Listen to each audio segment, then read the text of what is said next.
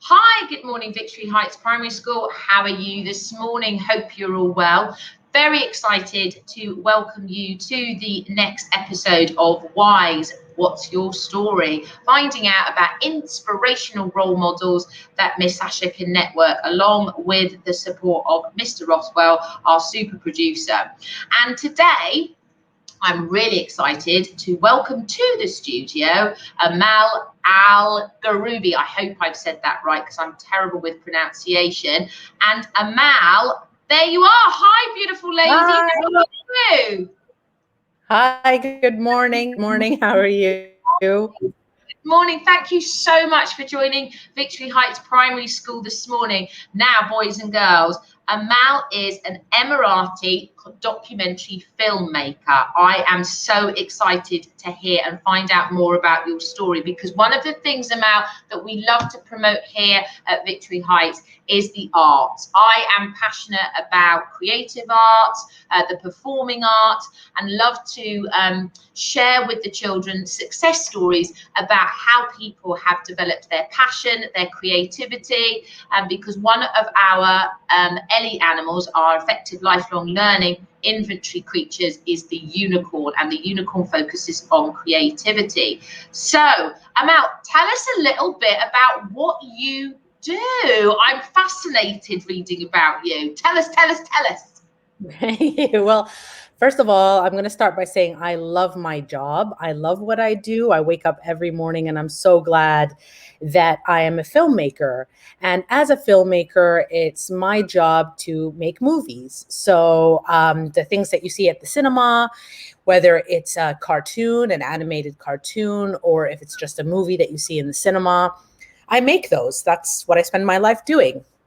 And in order to make those films, I have a team of people who work with me, and everyone has a certain job. And I brought a few things to show you. So here I've got my camera. So this is what a camera looks like, and Yeah. this is what we use. And usually the cinematographer will be in charge of that. And then we have somebody who does production design. And that's the person who decorates the film. And then we've got somebody who does sound. And here is a little sound recorder. I'd like to show you that as well. So it's a little recorder. Oh, wow. This is called a dead cat. It's a It pretty looks funny like name, but it's a little dead cat that you put on top of your microphone here, just to make sure that the wind doesn't affect the sound. And then, of one. course, you've got actors and you've got actresses and you've got, cars, or you've got animals in the movie, whatever you want to put in your movie. And I am the writer and I am the director of the film. And basically what that means is I'm the boss. So I tell everybody what to do. I tell everybody how I want to do it. And at the end of it, we have a film. And as many of you know, as I'm sure many of you have watched films on Netflix, or maybe some of you have been to the cinema or seen films wherever you go, on the plane or on the train or on a bus or on your phones. Well, I make those films. My gosh, this is fascinating. So the overall thing, because I know director, producer, and writer, which one of those things do you like best? Do you like the writing stage, or do you like actually the bossing about bit? That's very hard to choose. I think I like writing because it's all about my creativity and my imagination. And I can make any story I want in the whole world. And it's everything that's come out of my mind. And it doesn't matter if it sounds crazy or if it sounds sad or if it sounds happy, because it's all based on my experiences. That means I make stories about the things that I know. I made a lot of films about music because when I was at school, I did a lot of music. I played the piano, I played the tuba. I did loads of things when I was at school, and so I made films about music. But then I also like directing because, I mean, it's fun to tell people what to do, but also I think it's all about working within a team. Yeah. And sometimes I like to be the boss and I like to be on my own, but I know that sometimes you can't make things or create things unless you work together. And I think that's the most important part, because I don't have all the skills and the talents that everybody else has. Sometimes, when the actor acts, the actor is better than me. When somebody makes music for the film, maybe it's because they're better at music. Or if somebody is building if, for example, if we're filming under the ocean, I'm not a diver, I'm not good at that, but there might be somebody else who is good at that. And that's why when you work together as a team in a big group, you can create wonderful films. And that's what I love. So being the director is like being the boss, which is like being the captain of the ship. And then I know that everyone on that ship is my responsibility, and I enjoy that. Yeah, I was watching something this weekend on Netflix actually, about different coaches, and the coaches talking about they're not coaching players, they're coaching teams. And I think that's really important. What you said there is, whatever we do in life in terms of the area of expertise, that aspect of collaboration is so important, isn't it? Because you get so many perspectives. So interestingly, so when you get an idea and you're writing, and that's obviously quite an isolated event, what's the time scale? Or sometimes do they sit in a drawer and then you come back to it, Amal? And what's the time scale from writing to filming to obviously airing, or does it depend? Well, it's a little bit what I was like at school. So whenever I used to get homework at school, or whenever I knew that I had work to do, I would actually try and get it as done as quickly as possible. So I had a lot of free time afterwards. So that's how I treat my script. So when I get an idea in my head, I try to write the script as fast as possible. So usually to write a feature film, which is about 90 pages long, it takes me maybe about 10 to 20 days. So I just sit at my desk every day and I try to write as quickly as possible. Then I take that script and I find a producer. And the producer has to go out and find money to make my film. So let's just imagine that my film costs 1,000,000 dirhams to make. Then my producer has to go off. I know, it's crazy, but they have to find that's a lot of money. But even the big films, for example, Toy Story, that cartoon, I think it cost about $70 million to make. How much? And then, yeah, 70 million. And then if anyone, where did Pixar get that money from? they have loads of money. So if you know anyone who's got money, send them my way. That's a lot of money. So the producer looks for the money, and then the producer gives the money to the director and to the actors, and everyone starts working. And usually it takes about, to make a long film, the ones that you see in the cinema, we basically work every single day for about 30 days. So that's production time. And when we finish production, we do something called post-production. And that's when we take all the bits of the film and we put it on a computer and we chop it up. So we put all the bits that we want together. So you might see somebody riding on a horse, but then in the next scene, you might see them sitting at their table having breakfast. We didn't shoot the horse and then shoot the breakfast afterwards. We kind of stuck them together in an editing room. And then that process takes about 1 month as well.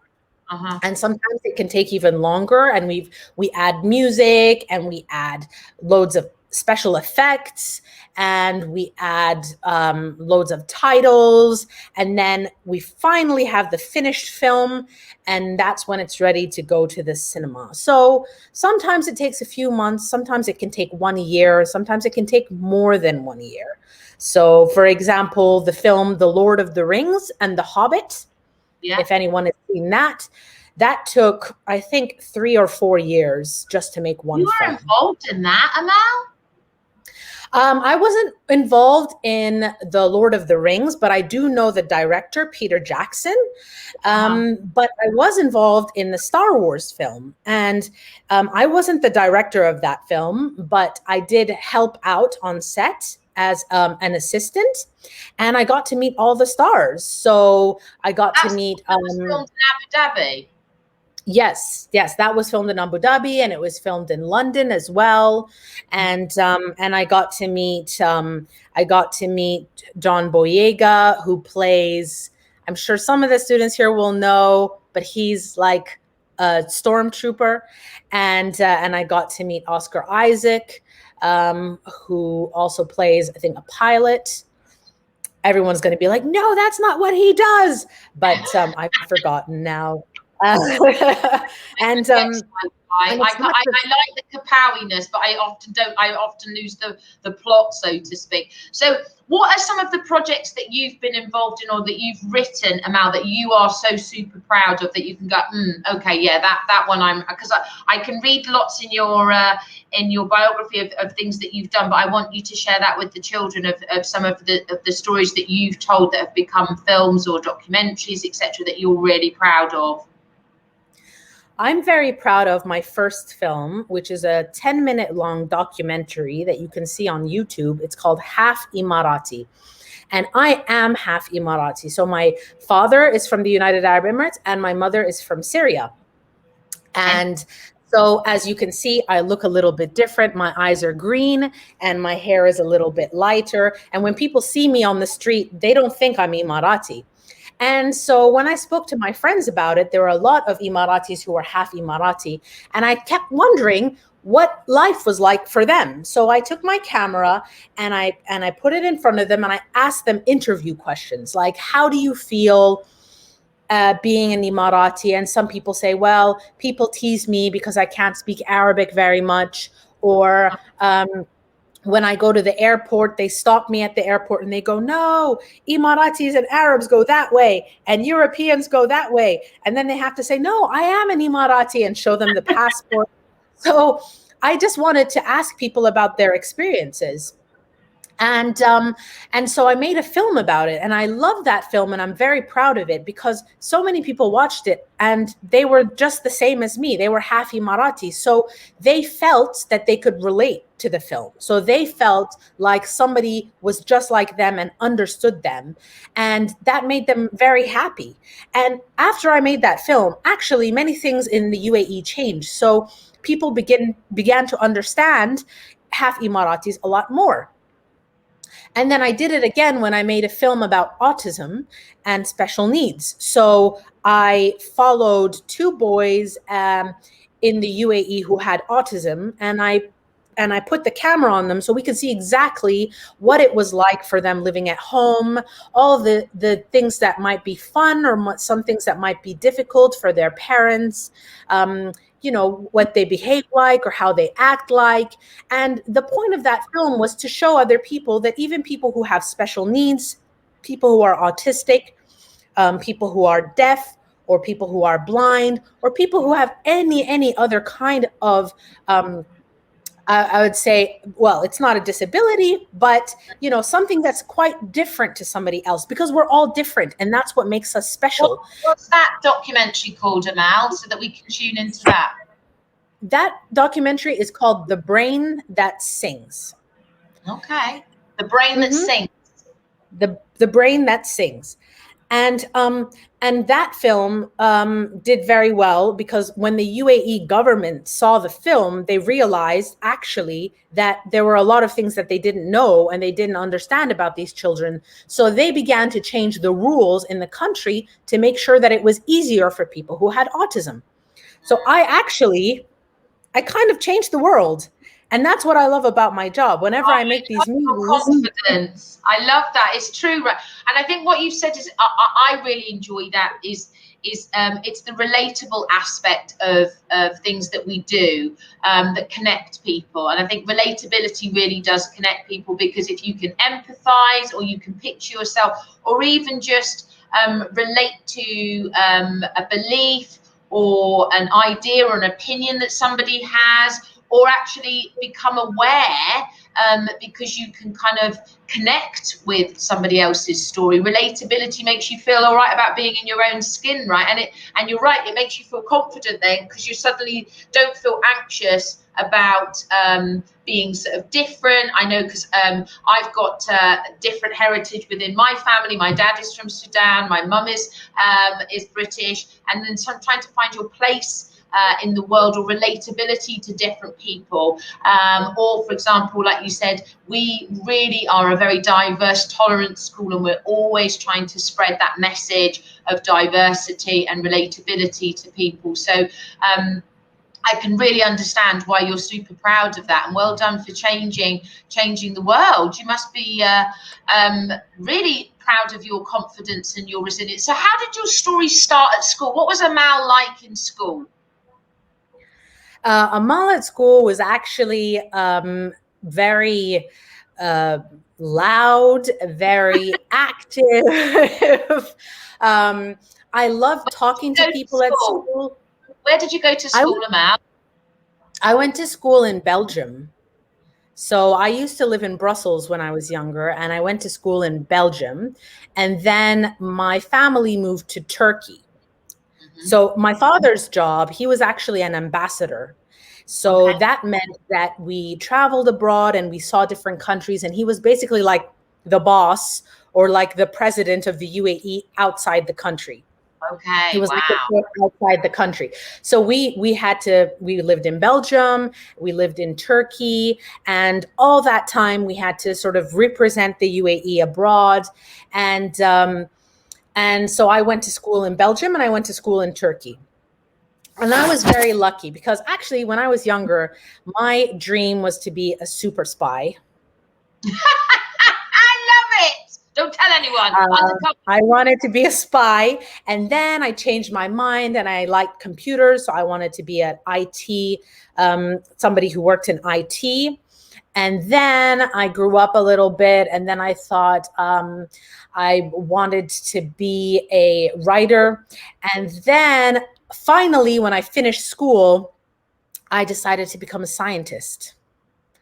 So I went to school and I went to university and I studied sciences. And then I woke up one day and I thought, no, I don't want to do this anymore. I want to be a filmmaker. So I think sometimes in life we change our mind several times, and that's okay. Because the great thing about school, the best thing about school, is that we can try everything. And we should really push ourselves to try everything, because we don't know what we like and what we don't like. I was good at sports, but I never wanted to be a sports person. You know, I was good at art, but I never wanted to be an artist. So sometimes you just move along in life and you try everything, and you see what you're good at and you see what you enjoy. And whatever you want to do and whatever you want to be, you can do that. And I am living proof. You can be anything you want to be. And everyone used to say, oh, no, you can't do this. You know, you can't be a scientist because you're not good at math. But guess what? I became a scientist. Then people said, you can't be a filmmaker because you don't know how to use a camera. And guess what? I'm a filmmaker. And I'm so many other things. I mean, I have so many interests today. I think I said to you before when we first met, that resilience is something that we really teach the children here at Victory Heights, and you really have flown that flag. You've been very resilient and determined in terms of making sure that you can succeed at what you do. I love hearing your passions, and I love also the fact that you've really relished all of the opportunities, in terms of exploring such a broad spectrum of subjects. Okay, I've got to ask you, anybody famous that you've met on set? Yes, I met loads of famous people. Let's do name dropping. Okay. Come on now. So I worked for Brad Pitt. I met Angelina Jolie. I met Richard Madden. I met Benedict Cumberbatch. I've met Saoirse Ronan, if anyone knows Saoirse Ronan. I've met James Franco, if anybody knows who he is. And how about the younger ones like Timothée Chalamet?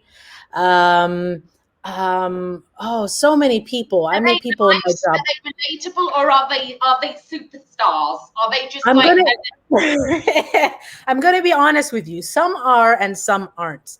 And a okay? lot Don't of them, name one. Don't name surprisingly, one. Which ones? Yeah, which ones are really nice people? Let's focus on the nice, kind people. well, Angelina Jolie is very, very nice. Oh, She's very, very nice. John Boyega and Oscar Isaac are very, very nice.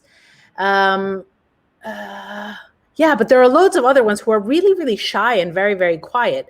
And sometimes you get surprised because you think somebody who's an actor like Brad Pitt or Liam Neeson, for example, you I think, love him. yes, but he's actually very, very shy. And whenever he Really? meets people, he's very quiet. And he's, if you say something to him, he'll quietly sort of, nod, and he's very focused on his work. So you don't have to be crazy or loud or, whatever it is to do a certain job, like be an actor, because many of Yeah. them are shy. Just be yourself. That's the most important thing. And that's so important. I've been talking to the year sixes about them getting ready to go to secondary school, and not everybody is what they perceive to be, or they think like, oh, I'm in the cool kid gang. Like you said, I think it's important for people to feel comfortable in their own skin, whether they feel like an introvert or an extrovert. Look those words up, guys, discuss it in your classes. Because as long as you're quietly confident, it doesn't matter. You don't need to be a sort of loud celebrity in order to feel not anxious, but just cut. I think I want the children to feel like happy in their own skin, and to be able to express their opinions, like you said. But I think it's really important, like you said, whether you're a film star like Prince or Pauper, that you can relate to people and be in the moment. I don't know about you, but I'm sure you'll be the same ones that of these celebrities that you've met. If they're like really looking at you, like you said about Angelina Jolie, really focused, they're talking to you, Amal, and they're not, trying to be something that they're not. But like you said, again, relatable. These are qualities that are important. Yeah, I mean, and she does so much philanthropic work, doesn't she, Angelina Jolie? It's something that we at Victory Heights, we've got our Rights Respecting Silver Award with UNICEF that we've just achieved, and it's a lot of it is about awareness of children, and the voice that they have that right around the world. I mean, she does loads of great projects. That must have been interesting to hear, or probably something that you respected about her, because she's not just about like being a movie star, right? Yeah, she does. And you mentioned, Prince, and that just kind of popped because I have met Prince William as well, and I have met the Queen as well. And Prince William is obviously does a lot of charity work, a lot of philanthropic work. And the thing is, we have to always remember that not everybody has the same as us. I mean, we're so lucky, and you are all so lucky that you're going to school. There are places in the world where kids don't get to go to school, and there are things that we don't have, and there are things that we'll never see or we'll never experience. And I think that's the reason why it's so important to give back to other people, because we're all here on earth so that we can contribute, so that we can give to others, and so that we can help others make this world a better place. And that's why I believe that what you guys are doing is great, and you should definitely keep it up. And even people like me, and even people who are celebrities, and even when people have more money and all this kind of stuff, they always tend to give back to others because it's a duty. It's something that you should really be doing. You should be giving back, because once you have all the money in the world, who cares? What are you going to spend it on? Even if you buy 5 houses and 5 planes and 50 palaces, you'll still have money left over. So you should always give back to other people.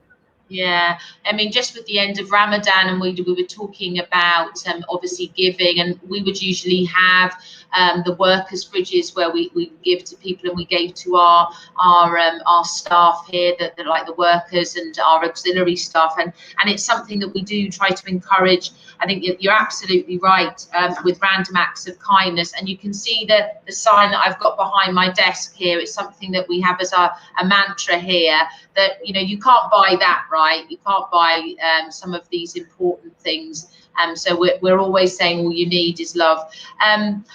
What would you say, Amal, success means? I've often asked this through my series of What's Your Story? What does success mean to you? I can tell you what it doesn't mean, and that's something I've discovered in my life.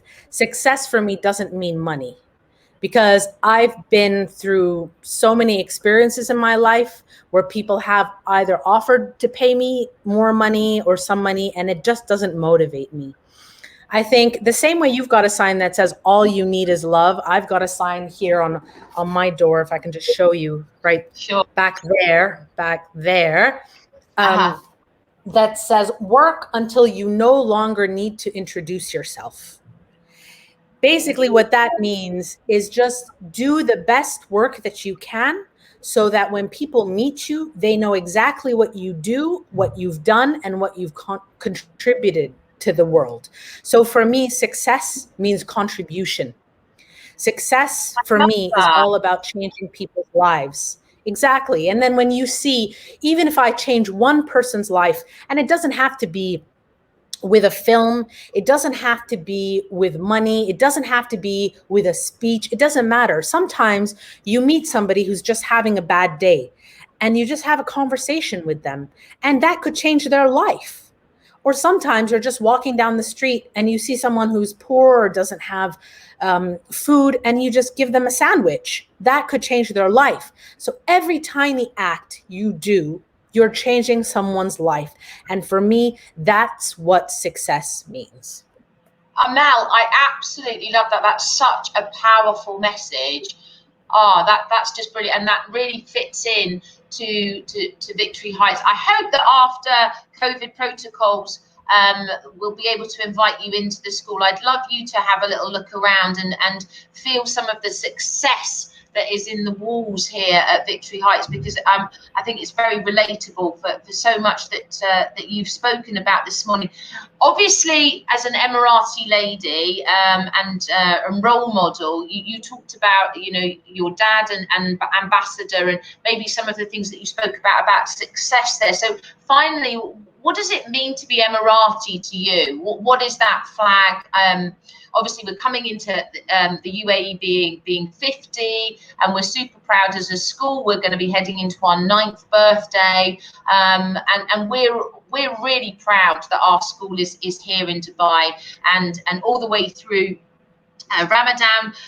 Mr. Rothwell and Miss Mona were talking about Islamic values, which is so relatable to all faiths and all nationalities around the world. So if you were to mix it all up for you, Amal, what makes you proud to be Emirati, or what does that actually mean to you?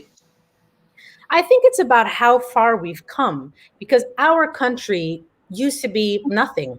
It just used to be sand. It just used to be groups of people living in different places.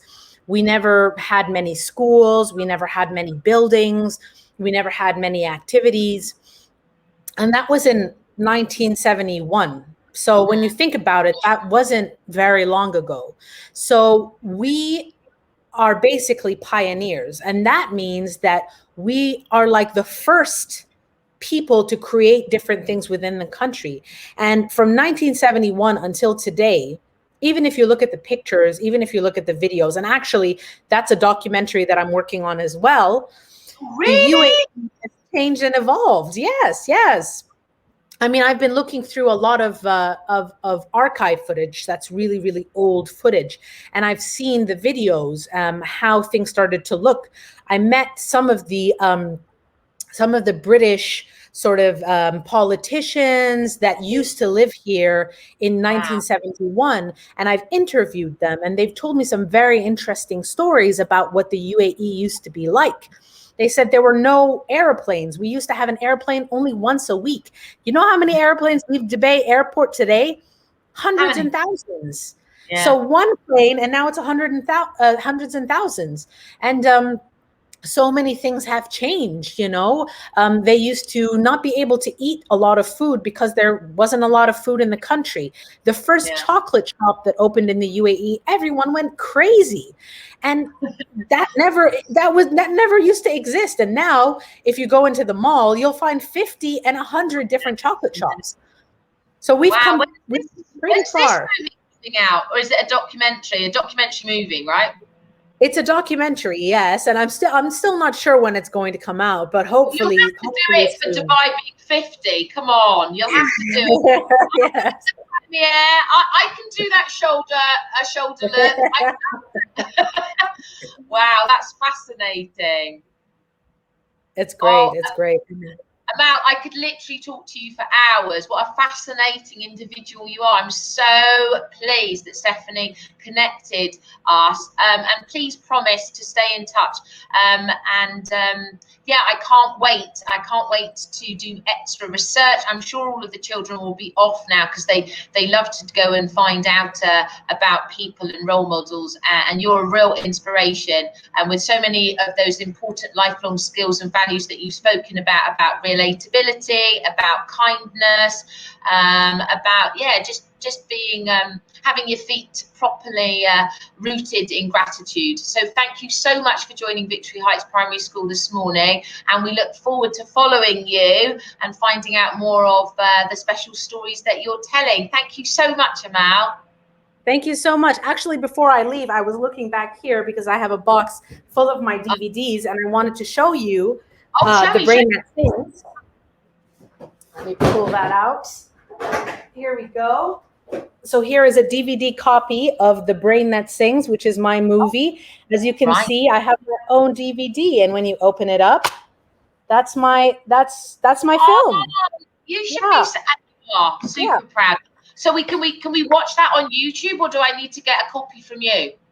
No, you can watch that online, but you know what? I'm gonna give your school a copy of this film. You can keep it in your library. The children can watch it, and you know, I can't wait to meet all the children at your school. I'm sure you're all very special, and there's all something special about each and every single one of you. So Oh, never ever be shy. Never keep that inside. Just shine I and love love yourself for who you are. it's just I don't know. It's just you can't buy class, I say, and you're a classy lady. So thank you Thank so you much, and very thank much. you so much for sharing that story. We will definitely watch it. Miss Michelle is always our inclusion champion. Is always making sure that we are aware of the diverse people in our society. Thanks so much, Amal. Have a wonderful, wonderful day, and yeah, thanks very much for your time. All Thank you need is you. love.